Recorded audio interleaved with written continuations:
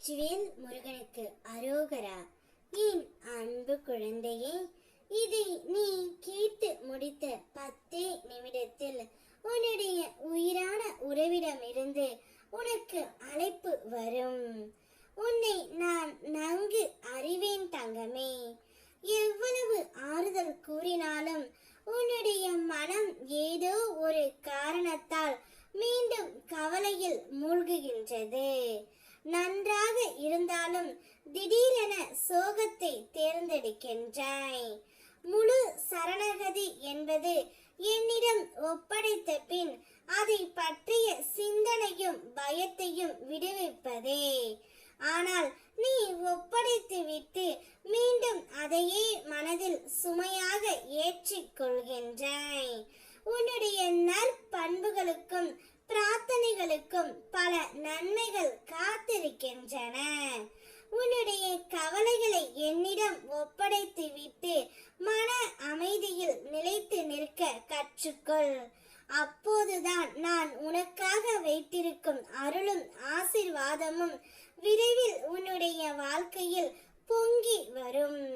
நீ நிறைய சிந்தித்து சிந்தித்து உன் மனதை சோர்வடைய செய்து விட்டாய். சில நாட்களாக என்னை வணங்குவதற்கு கூட நேரம் இல்லாமல் எதையும் சிந்திப்பதிலும் வேலை செய்வதில் மட்டும் நேரத்தை செலவிடுகின்றாய். இதனால் உன் மனமும் உடலும் தளர்ந்து போகின்றது. ஒரு விஷயத்தை நினைவில் கொள்.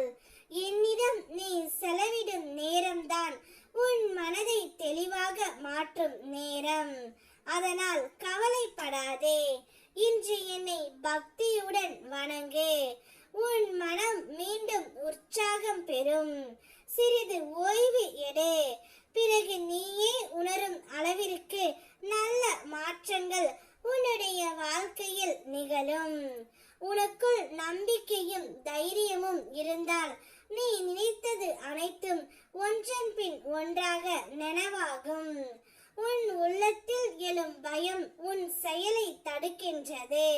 எனவே எதிர்காலத்தை பற்றிய எந்த பயமும் வேண்டாம். உன் கடந்த காலத்தில் நான் இல்லாமல் இருந்து இருக்கலாம்.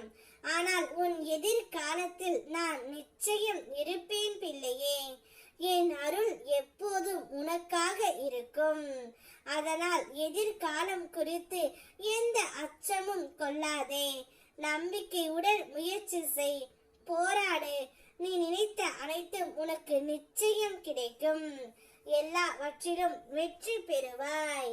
நீ எதிர்பார்த்த நபரிடமிருந்து உனக்கு அழைப்பும் வரும். அதோடு மட்டுமல்லாமல் நீ எதிர்பார்த்த நற்செய்தியும் உன்னை தேடி வரும். சந்தோஷமாக இரு. ஓம் முருகா. வெற்றிவேல் முருகா.